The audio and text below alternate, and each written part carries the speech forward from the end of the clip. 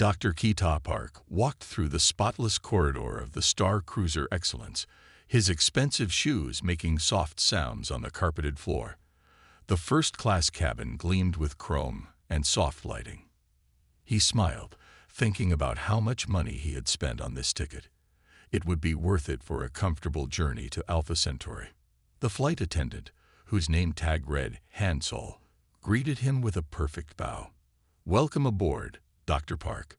Your seat is 3A, by the window." Keita nodded, barely looking at her. He was more interested in checking his reflection in the cabin's polished surfaces. At 62 years old, he took pride in his perfectly pressed suit and newly dyed black hair. Success had been his life's goal, and now he was one of the richest businessmen in Korea. His good mood lasted until he reached his seat. There, taking up considerable space in seat 3B, was a massive man in a custom-made suit. Keita's eyes widened with displeasure. The man was not only enormous but also black, and Keita had some very specific views about sharing space with people who looked different from him. The giant man turned and smiled warmly. "Hey there. Looks like we're seat buddies for the next few hours. I'm Shaq." Keita pressed his lips together and sat down without responding. He pulled out his tablet, making a show of being too busy to talk. But his fingers trembled slightly as he typed a message to Hansol through the seat's communication system.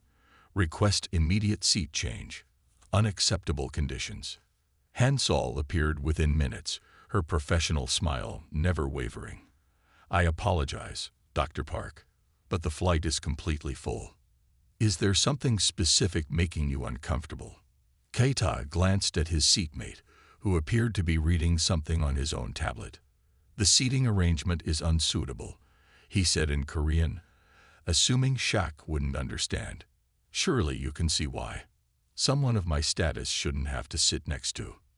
"I'm sorry, sir," Hansol replied in English, cutting him off gently but firmly. "As I mentioned, all seats are occupied. We'll do our best to make your flight comfortable." A family was boarding behind them. A Korean couple with 2 young children. The kids' eyes went wide when they saw Shaq, and they started whispering excitedly to each other. Their mother quickly shushed them, but Shaq turned and gave them a friendly wave. "You kids like basketball?" Shaq asked with a warm smile. The younger child nodded enthusiastically while the older one said, "We saw you in our history class. You're the famous basketball player." Keita snorted. "Basketball. A waste of time. These children should study real subjects." Shaq's smile didn't fade, but something flickered in his eyes. "Sports taught me discipline, teamwork, and leadership. Those skills serve me well in my current role." "And what role is that?" Keita asked with obvious disdain. "Professional entertainer." Before Shaq could answer, the ship's computer announced takeoff preparations. Hansol moved through the cabin, checking that everyone was properly secured. When she reached their row, she paid special attention to ensuring Shaq's custom restraints were properly fastened. "Thank you, Hansol," Shaq said, reading her name tag. "You're doing a great job." Keita watched this interaction with growing irritation. He didn't like how comfortable everyone seemed with this man's presence. When Hansol offered him a pre-flight drink, he waved her away sharply. The Excellence lifted off smoothly, its advanced technology making the ascent feel like riding in an elevator. As they broke through Earth's atmosphere, the viewing windows automatically adjusted their tint to protect passengers from the sun's glare. Keita tried to focus on his work, but he couldn't help noticing how Shaq had to duck slightly to look out the window. "These seats clearly weren't designed for people of your size," he commented. "Actually," Shaq replied calmly, "the Excellence is one of the few ships with accommodations for passengers over 6'5". They're leading the way in accessible space travel." A soft chime indicated they had reached cruising speed. Hansol's voice came over the cabin speakers, first in English, then Korean. "Ladies and gentlemen, we've reached our cruising velocity. You may now move freely about the cabin. Please note that we expect to begin receiving our Centaurian guests in approximately 2 hours. Keita's head snapped up. Centaurians. On this flight, no one informed me. It's standard procedure, Shaq explained. They board from their ship for pre-arrival protocols. Help smooth things out at the other end. And how would you know this? Keita demanded. Shaq smiled again, but this time there was a hint of something else in his expression. Not anger, but perhaps pity. Let's just say I make this trip pretty often. Keita turned away, muttering under his breath in Korean about the decline in service quality on luxury flights. He didn't notice the way Han Sol's shoulders tensed as she passed by, nor did he see the concerned looks from the Korean family seated a few rows back. The next hour passed in tense silence. Keita made a point of shifting away whenever Shaq moved, though the larger man remained perfectly within his own space. When Han Sol came by with the meal service, Keita complained about everything. The temperature of his food, the angle of his tray, the selection of wines. Perhaps, he said loudly to Han Sol, if you spent less time catering to certain passengers, the service would be better for those of us who actually paid for first class. Han Sol's professional mask cracked slightly. Sir, all our first-class passengers receive the same high level of service. Some more equal than others, it seems, Keita replied with a pointed look at Shaq. The cabin fell silent. Even the children stopped their chatter. Shaq carefully set down his tablet and turned to face Keita fully for the first time. Dr. Park, he said quietly, I spent my life dealing with people who judge me before knowing me. It hasn't stopped me from becoming who I am. It won't stop me now. But for your own sake, you might want to reconsider your assumptions. We've got a long flight ahead of us. Before Keita could respond, a soft blue light filled the cabin. The ship's computer announced, Attention passengers, Centaurian delegation approaching for pre-arrival protocols. Please remain seated. Keita was about to make another comment when he noticed something odd. Han Sol and several other crew members were now standing at attention, and they were all facing Shaq. The blue light in the cabin grew stronger as 3 tall, silvery figures entered through the front airlock. The Centaurians moved with fluid grace, their long limbs making them appear almost as tall as Shaq. Their skin had a metallic sheen that caught the cabin lights. Keita stared open-mouthed as the aliens approached his row. To his shock, they stopped directly in front of Shaq and performed their species' traditional greeting, a complex motion of their 4-fingered hands that created shifting patterns of light. Even more surprising was Shaq's response. He stood carefully in the confined space and performed the greeting perfectly. Then, in the musical language of the Centaurians, he spoke several phrases that made the alien's skin ripple with colors of approval. Ambassador O'Neill, the lead Centaurian said in slightly accented English, we are honored to have you aboard once again. The Council eagerly awaits your arrival. Keita's face drained of color. Ambassador. He gripped his armrests tightly, suddenly feeling very small in his expensive suit. The honor is mine. Delegate Carey. Shaq replied warmly. I trust your journey has been comfortable. Most satisfactory, Carey answered. Their silver eyes turned to Keita. Is this one of your diplomatic staff? Before Shaq could respond, Keita jumped in. Dr. Keita Park, he said quickly, bowing deeply. CEO of Park Technologies. We are very interested in expanding business relationships with Centauri. The Centaurian's skin flickered with a pattern that humans had learned to recognize as amusement. Ah, Carey said, then you must be well aware of Ambassador O'Neill's crucial role in establishing the first trade agreements between Earth and Centauri. His understanding of both human and Centaurian sports culture created the bridge that made our alliance possible. Keita's mouth opened and closed several times, but no words came out. Han Sol, who had been watching the exchange, stepped forward with a tablet. Ambassador O'Neill, she said professionally, the Centaurian delegation has some documents for your review before arrival. Would you like to use the conference pod? Thank you, Han Sol. Shaq replied. He turned to Kita with the same gentle smile he'd worn earlier. If you'll excuse me, Dr. Park. Duty calls. As Shaq left with the Centaurians, the Korean family's children waved at him. He paused to give them both high fives, their small hands barely reaching his lowered palm. Their parents, who had witnessed everything, looked at Kita with obvious disapproval. Kita sat in stunned silence, his mind racing. He pulled out his tablet with shaking hands and searched for Shaquille O'Neal, ambassador.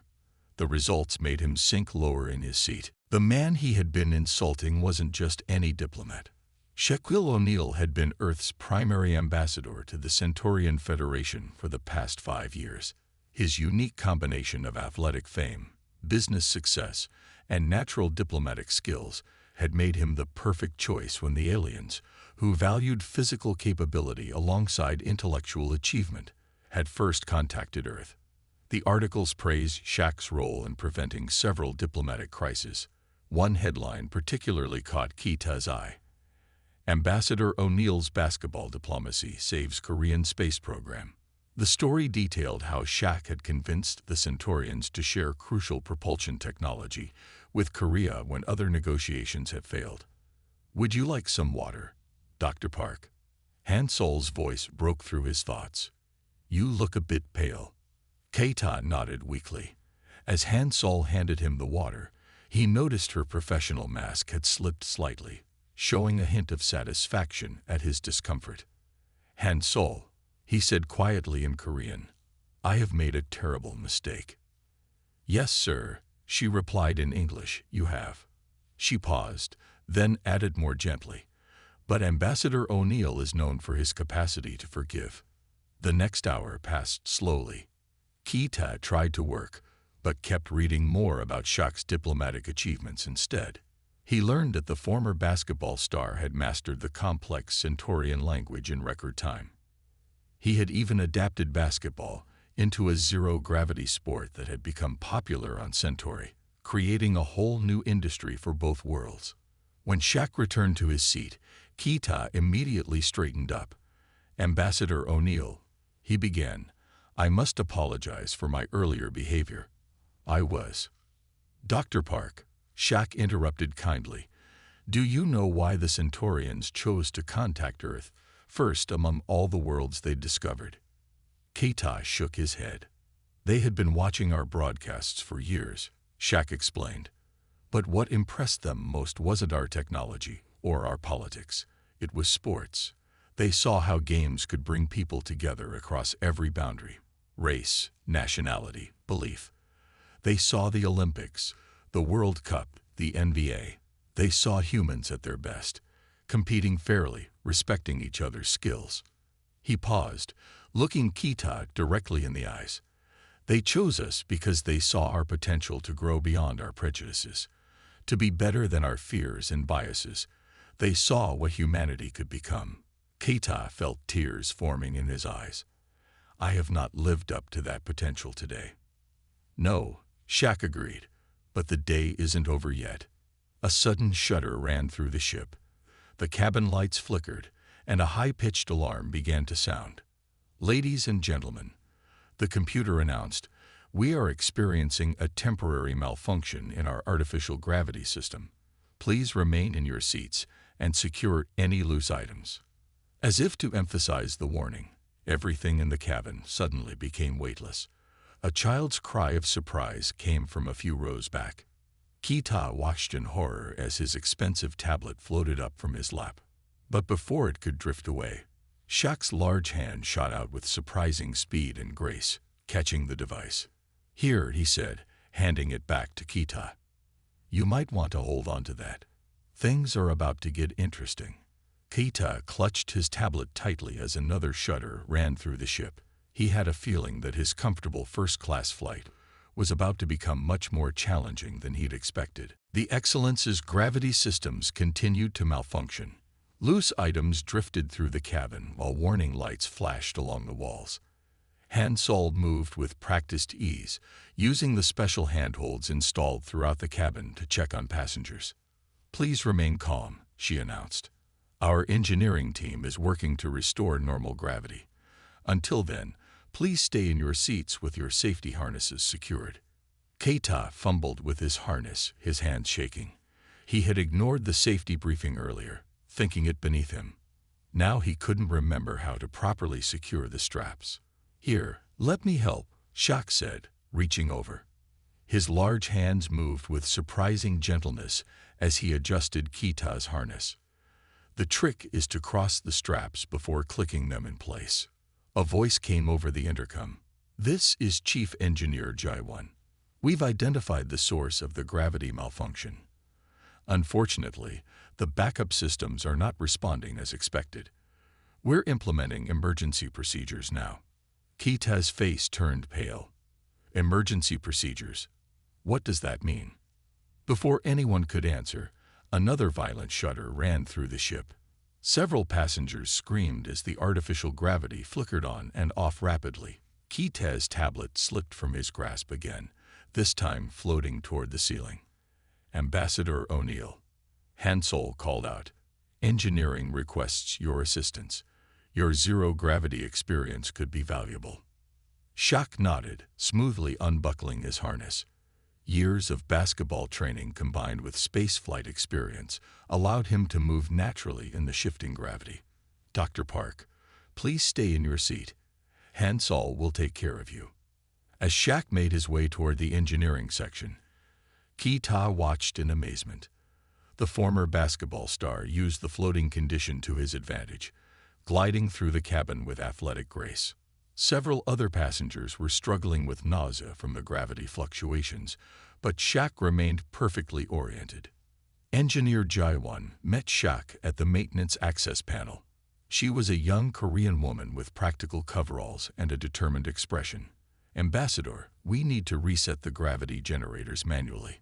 The problem is, someone needs to reach the auxiliary control panel. And it's in a tight space." "How tight?"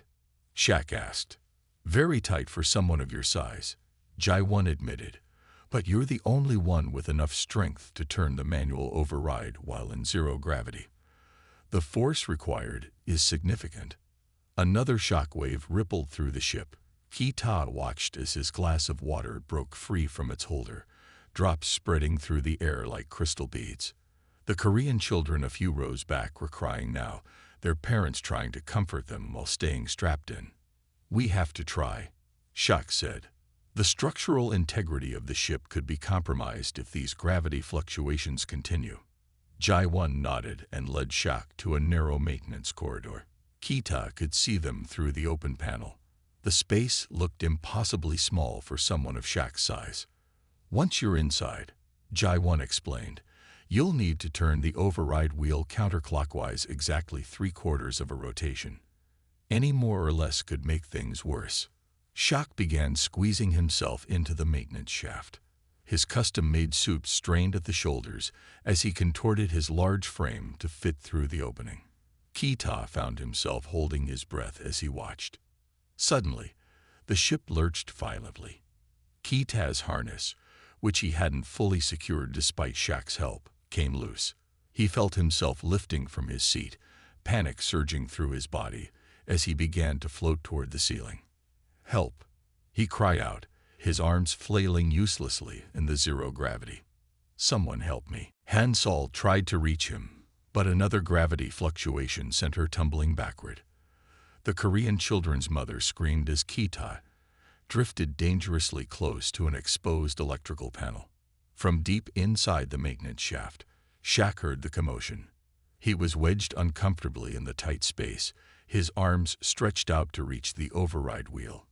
The position was painful, but he could hear the fear in Keita's voice. "J1," Shaq called out. "How long can the ship handle these fluctuations?"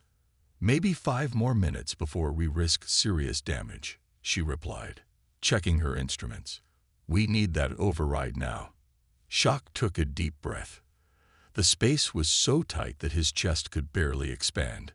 He thought about all his years of basketball training, about maintaining focus under pressure. This was just like making a crucial free throw in the final seconds of a game, except now, lives depended on it.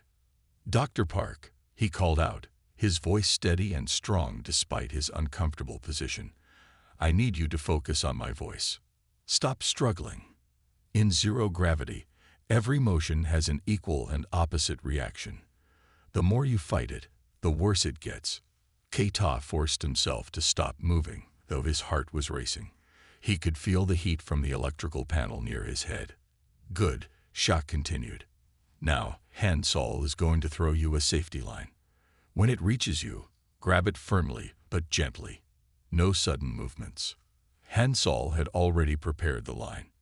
With practiced accuracy, she sent it floating toward Keita.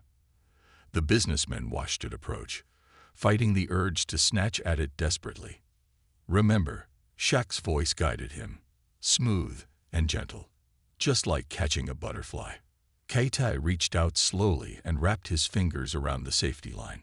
Hansol began pulling him back toward his seat with careful movements. At that moment, Shaq finally reached the override wheel. The angle was awkward, and his muscles screamed in protest, but he focused all his strength on making the turn exact. 3/4 rotation, no more, no less. Almost there, Jai-Won called out, watching her instruments. Just a few more degrees. With a final surge of effort, Shaq completed the rotation. For a terrifying moment, nothing happened. Then, slowly but surely, the artificial gravity began to stabilize. Items that had been floating started drifting back down. Hansol helped secure Keita properly in his seat. As the normal gravity fully restored, passengers broke into spontaneous applause. The Korean children cheered as Shaq carefully extracted himself from the maintenance shaft, his suit wrinkled and his forehead covered in sweat. Keita watched as crew members helped Shaq back to his seat. The former basketball star moved more stiffly now, clearly sore from his time in the cramped space. Yet his face showed only concern as he looked at Keita. "Are you all right, Dr. Park?" Shaq asked, genuine worry in his voice. Keita stared at him in disbelief. After all the insults and prejudice Keita had shown, Shaq's first thought was still for his well-being. The businessman felt shame wash over him in a wave stronger than any of the gravity fluctuations had been. The Excellence's main cabin had returned to normal, though engineers continued to monitor the gravity systems carefully. Keita sat quietly in his seat, still processing the events of the past hour. He watched as various crew members came to thank Shaq for his help during the crisis. Engineer Jai-Won approached their row, carrying a tablet with technical readings. "Ambassador O'Neill, I wanted to thank you again. Without your help, we might have lost the ship." "Just glad I could help," Shaq replied modestly. "How are the systems looking now?" "Stable," Jai-Won said. "But I'm curious, how did you maintain such precise control in zero gravity? Even our trained engineers struggle with that kind of accuracy." Shaq smiled. "Years of free throw practice. In basketball, it's all about muscle memory and staying calm under pressure. Zero gravity isn't so different." Keita listened to this exchange with growing interest.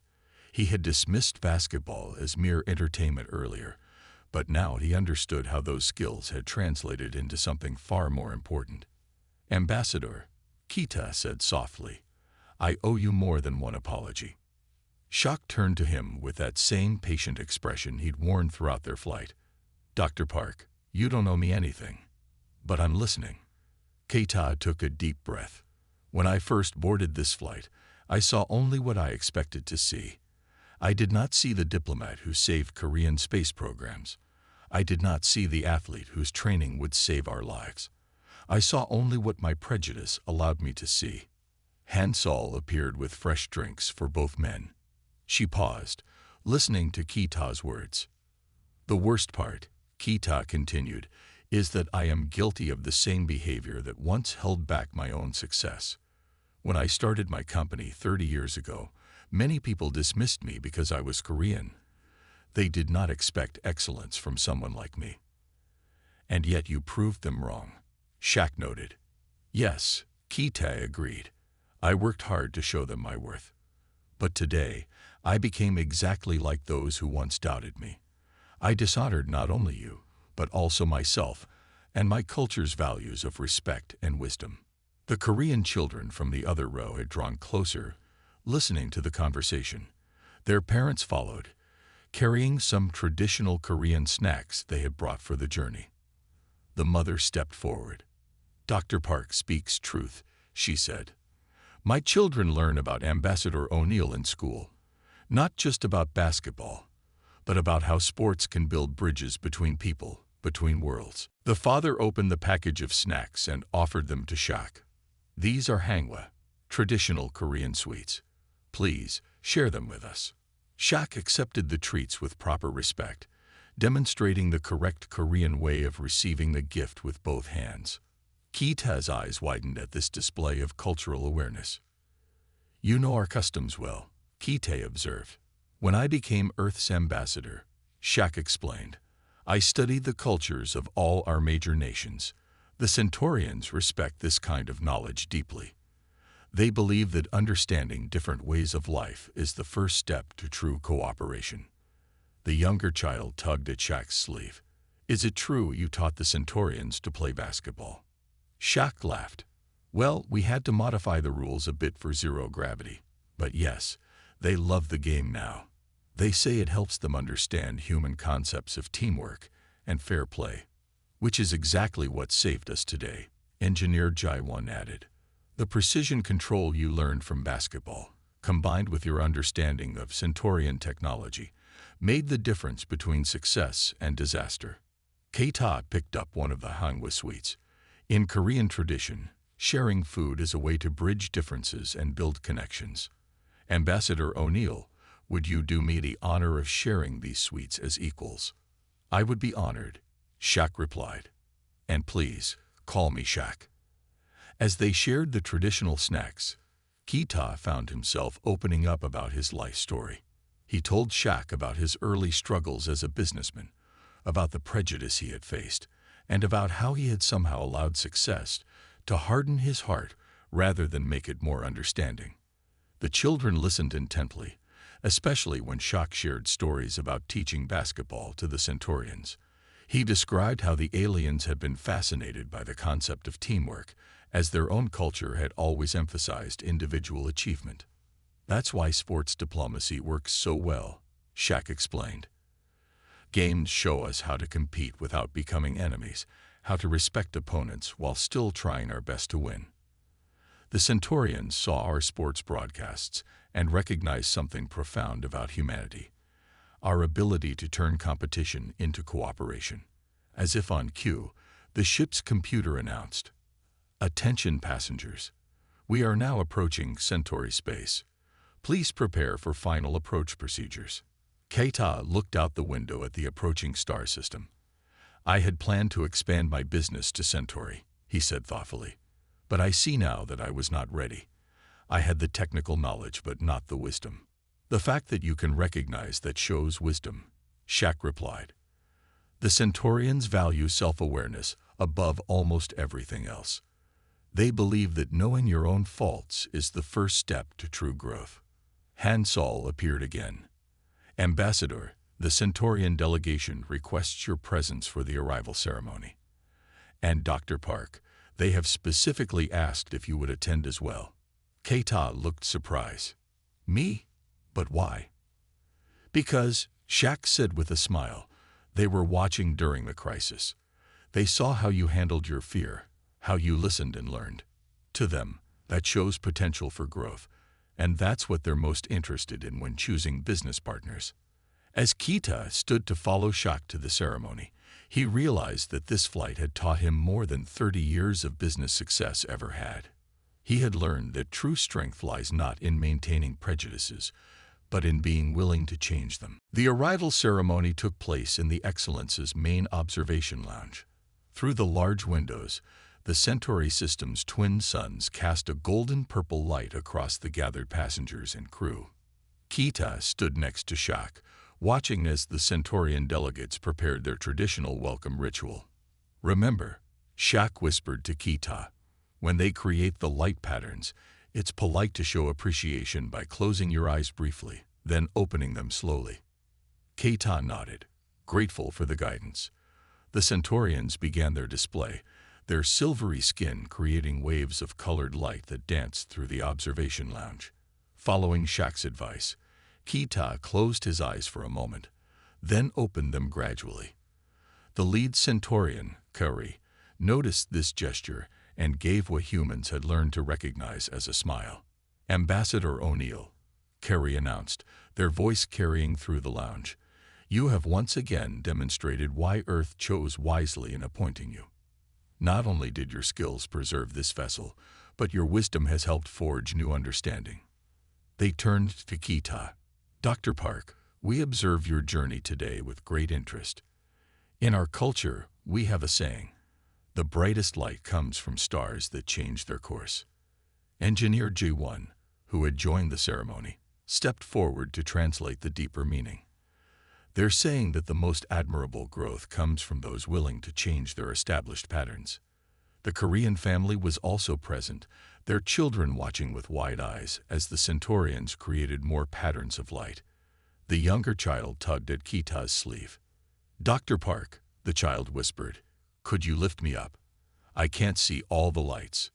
A day earlier, Kita would have ignored the child or responded with irritation. Now, he carefully lifted the small boy onto his shoulders. The child gasped in delight at the better view, and the Centaurian's skin rippled with approval. "This is what we hoped to find when we came to Earth," Kari said. "Not perfection, but the capacity for growth, the ability to learn from mistakes and become better." Shaq stepped forward. "If I may add something I've learned from both basketball and diplomacy, it's not about never falling down. It's about how you get back up." The ceremony continued with the formal protocols for entering Centauri space. Kita watched as Shaq handled complex diplomatic exchanges with ease, switching between English and the musical Centaurian language.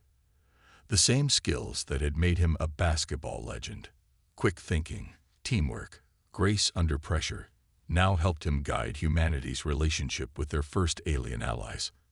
After the ceremony, as the Excellence prepared for its final approach to the Centauri space station, Han Sol brought out a special meal prepared by the ship's kitchen, a fusion of Korean, American, and Centaurian dishes.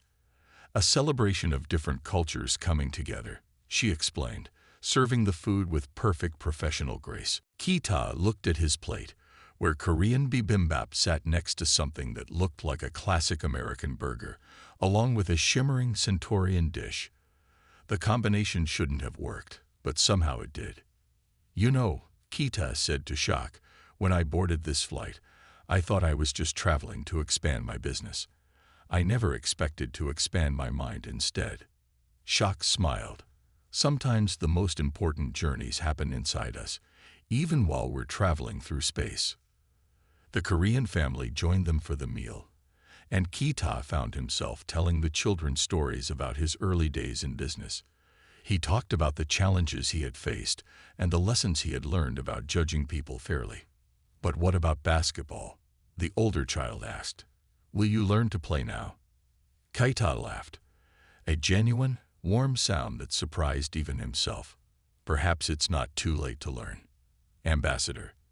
I mean, Shaq, would you be willing to teach an old businessman some basics?" "Age is just a number," Shaq replied. "I've taught Centaurians who are 300 years old. I think we can work with 62.